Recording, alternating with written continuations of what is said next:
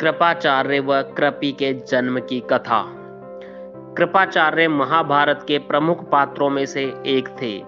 उनके जन्म के संबंध में पूरा वर्णन महाभारत के आदि पर्वों में मिलता है।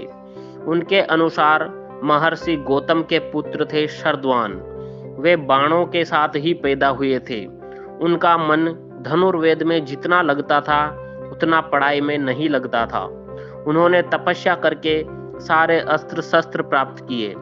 शरद्वान की घोर तपस्या और धनुर्वेद में निपुणता देखकर देवराज इंद्र बहुत भयभीत हो गए।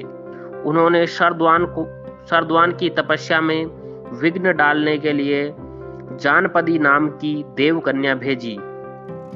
वह शरद्वान के आश्रम में आकर उन्हें लुभाने लगी। उस सुंदरी को देखकर शरद्वान के हाथों से धनुष बाण गिर गए। वे बड़े संयमी थे तो उन्होंने स्वयं को रोक लिया, लेकिन उनके मन में विकार आ गया था, इसलिए अनजाने में ही उनका शुक्रपात हो गया। वे धनुष बाण आश्रम और उस सुंदरी को छोड़कर तुरंत वहां से चले गए।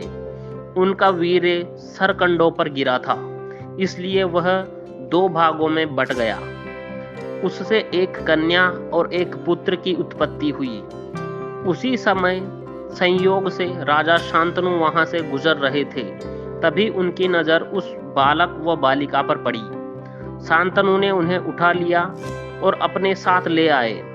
बालक का नाम रखा कृप और बालिका का नाम रखा कृपि।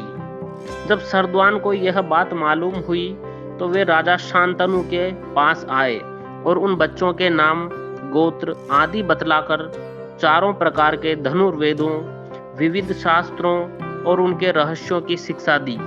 थोड़े ही दिनों में कृप सभी विषयों में पारंगत हो गए। कृपाचार्य की योग्यता देखते हुए उन्हें कुरुवंश का कुलगुरु नियुक्त किया गया। यह थी कृपाचार्य व कृपि के जन्म की कथा। ऐसी ही और कथाएं सुनने के लिए हमारे चैनल पर बने रहें। चैनल को सब्सक्राइब करना ना भूलें। धन्यवाद। जय माता दी।